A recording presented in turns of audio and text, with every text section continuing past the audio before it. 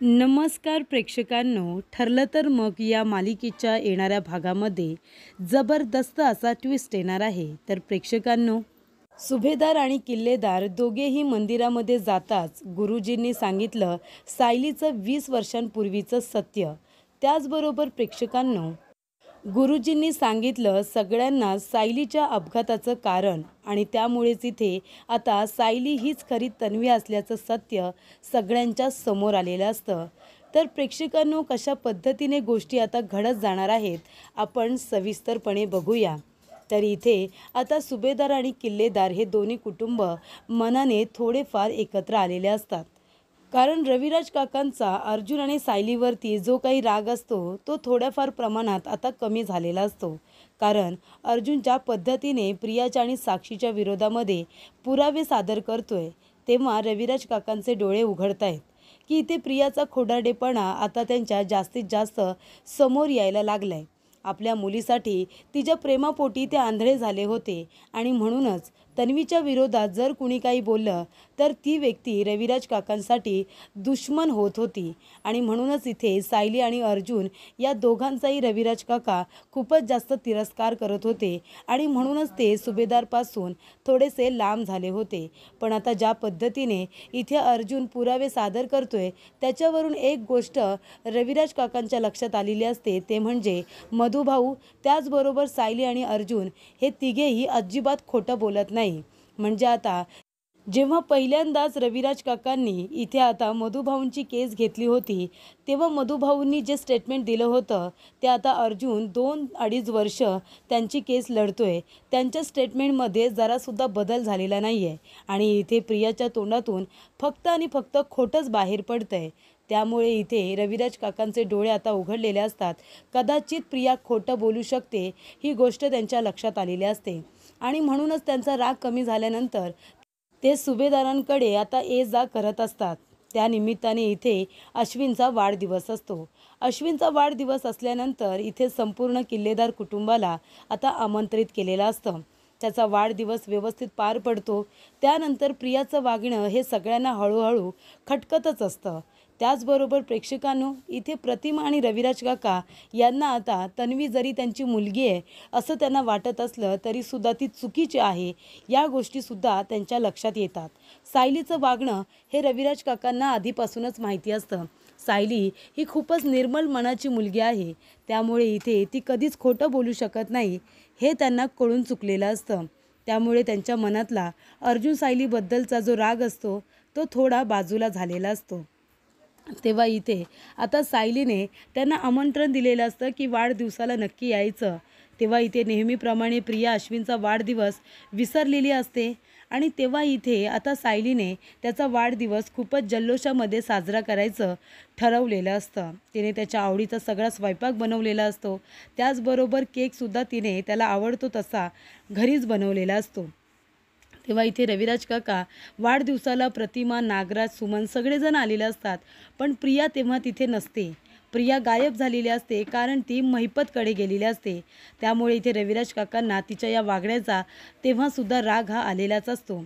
त्याचबरोबर प्रेक्षकांनो, इथे आता रविराज काकांचं मन हे खूपच जास्त अशांत झालेलं असतं.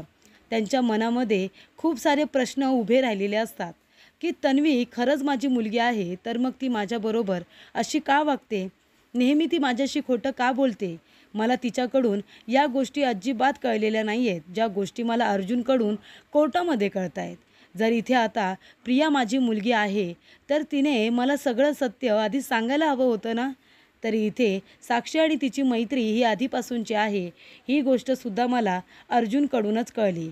त्याने जर कदाचित फुटेज पुरावा म्हणून दाखवलं नसतं तर मला कळलंसुद्धा नसतं की साक्षी आणि प्रियाची एवढ्या दिवसापासूनची एवढी घनिष्ठ मैत्री आहे की इथे तन्वी तिच्याकडून हवे तेवढे पैसेसुद्धा घेत होती.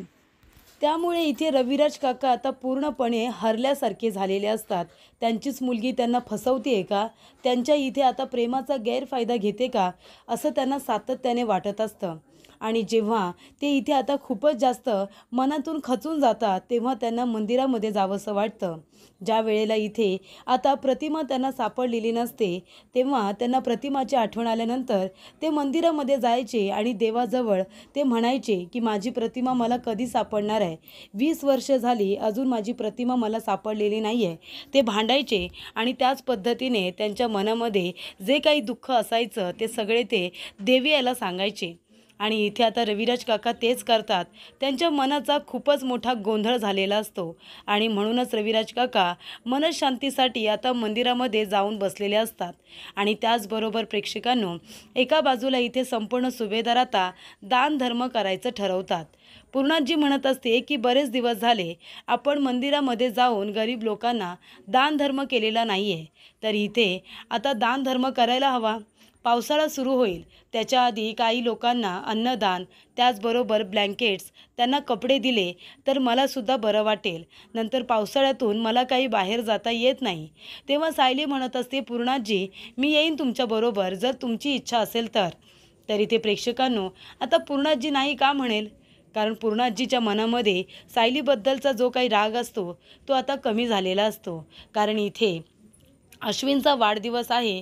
प्रिया विसरलेली असते पण सायलीच्या अगदी बरोबर लक्षात असतं आणि त्यामुळे इथे आता त्याचा वाढदिवस खूपच जास्त छान पद्धतीने सेलिब्रेट झालेला असतो.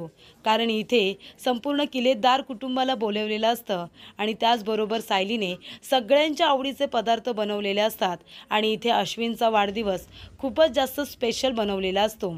त्यामुळे प्रतिमा आता खूप जास्त खुश होते कारण तिच्या आवडीचे इथे खूप पदार्थ सायलीने मुद्दामून बनवलेले असतात, जेणेकरून तिच्या मनामध्ये जे काही आता दुःख आहे, तणाव आहे ते बाजूला व्हावं म्हणून तिने सगळ्यांच्या आवडीनिवडी लक्षात घेतलेल्या असतात.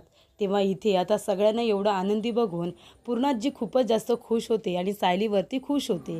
तेव्हा इथे आता मंदिरामध्ये जेव्हा दानधर्म करायची वेळ येते तेव्हा पूर्णाजी मुद्दामून सायली आणि अर्जुनलासुद्धा आपल्याबरोबर घेऊन जाण्याचा निर्णय घेते. कारण इथे आता तन्वीवरती पूर्णाजी रागवलेली असते. तिचा खोटारडेपणा आता तिला अजिबात आवडत नसतो. तेव्हा इथे पूर्णाजी म्हणते की ठीक आहे, माझ्याबरोबर तू मंदिरामध्ये येऊ शकतेस. तेव्हा सायली खूपच आनंदी होते आणि मंदिरामध्ये जाण्याची आता खूपच छान तयारी ती करते. तेव्हा सायली म्हणते, पूर्णाजी मी एक काम करते, आता इथे ब्लँकेट्स ऑर्डर करते आणि आपण अन्नदान करणार आहोत ना, जेवण मी घरीच बनवू का? जेवण ताजं ताजं घरी बनवते आणि आपण तेच सगळ्यांना देऊया. तेव्हा इथे आता पूर्णाजी म्हणते की ठीक आहे, तुला जसं वाटेल तसं करूया, पण इथे आता दानधर्मामध्ये मला काहीही कमी पडायला नको आहे. तेव्हा सायली म्हणते काही कमी पडणार नाही. तेव्हा सायली अर्जुनलासुद्धा आता घरी लवकर यायला सांगते. ती म्हणते की आपल्याला पूर्णाजींबरोबर इथे दानधर्म करायला आता जायचं आहे मंदिरामध्ये. तेव्हा तिने अर्जुनलासुद्धा वेळेवरती आता घरी यायला सांगितलेलं असतं आणि अर्जुनसुद्धा यायला तयार होतो. त्यामुळे इथे कल्पना, प्रताप काका, त्याचबरोबर अर्जुन, सायली, पूर्णाजी आणि कल्पना सगळेजण आता मंदिरामध्ये गेलेले असतात. खूपच इथे आनंदाने सगळेजण दानधर्म करायला गेलेले असतात आणि प्रेक्षकांनो, इथे प्रिया त्यांच्याबरोबर दानधर्म करायला सुद्धा मंदिरामध्ये गेलेली नसते. त्यानंतर इथे पूर्णाजी आता मनापासून जे काही बोललेले असते ते मागणं ती देवी आईकडे मागते. सगळेजण मंदिरामध्ये येतात सुद्धा. बघतात तर काय, रविराज काकासुद्धा देवी आईच्या इथे उभं राहून त्यांच्याकडे आपलं मन मोकळं करत असतात. त्यांच्या मनामध्ये ज्या काही इथे अडीनडी असतात त्या सगळ्या देवाला सांगत असतात.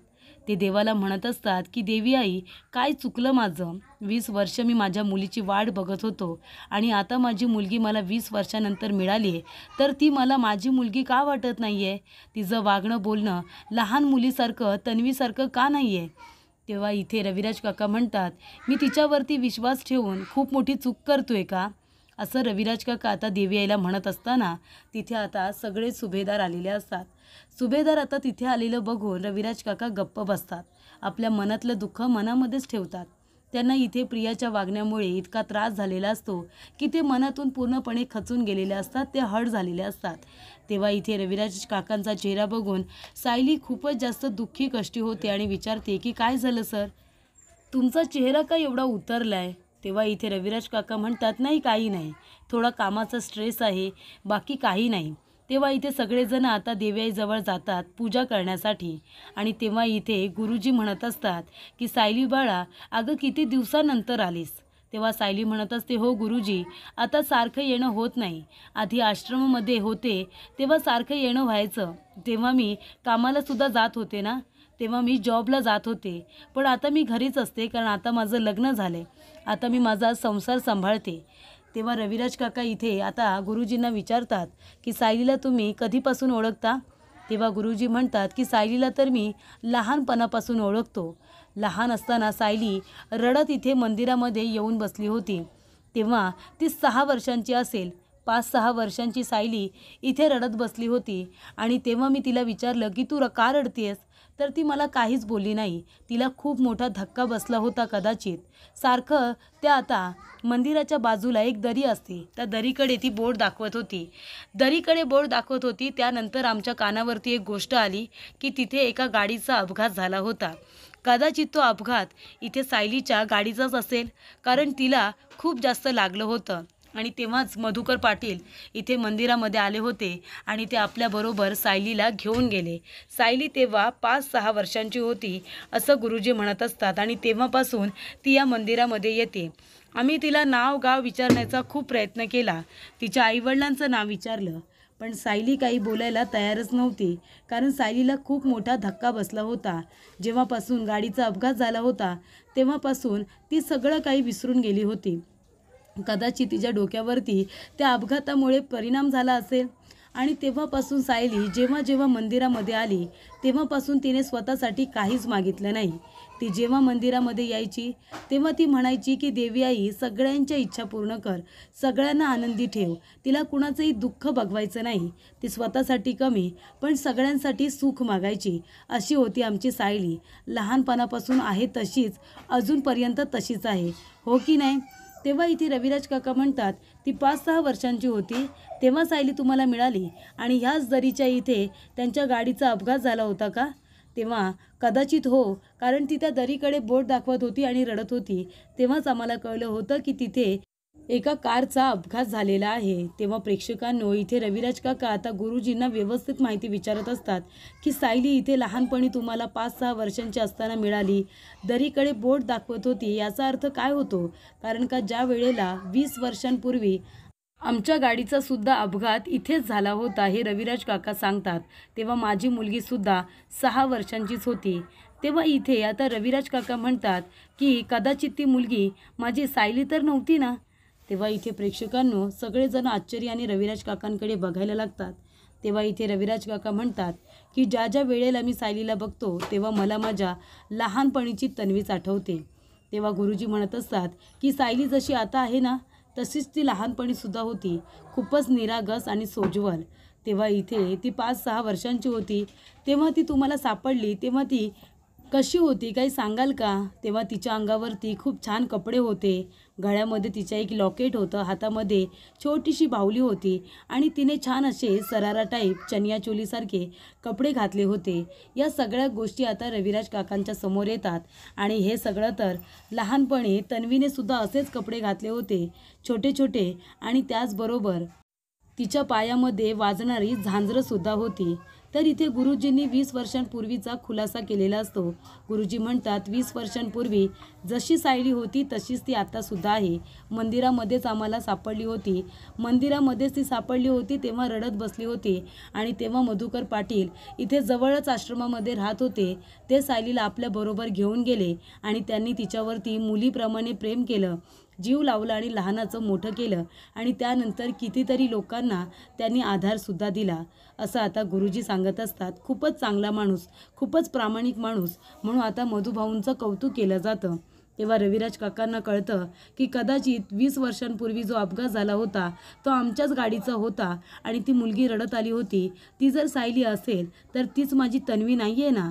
तेव्हा इथे आता मधुभाऊंना लवकरात लवकर रविराज काका जाऊन विचारणार असतात की सायली जेव्हा सापडली तेव्हाच्या तिच्या काही आठवणी तुम्ही लिहून ठेवल्या असतील तर त्या मला बघायच्या आहेत.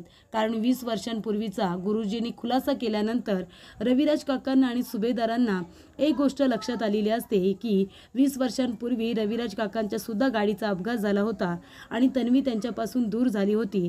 तेव्हा ती 6 वर्षांचीच होती आणि ज्या पद्धतीने तिचं वर्णन करण्यात आलेलं असतं त्याच्यावरून त्यांना एक गोष्ट कळलेली असते की कदाचित सायली हीच खरी तन्वी आहे आणि त्यामुळे आता सायलीबद्दलची सगळी माहिती रविराज काका मधुभाऊंना विचारणार असतात आणि त्यांच्या शंकेचं इथे आता निरसन लवकरच करणार असतात. त्यामुळे आता खरी तन्वी कोण आहे हे लवकरच रविराजांना कळणार असतं.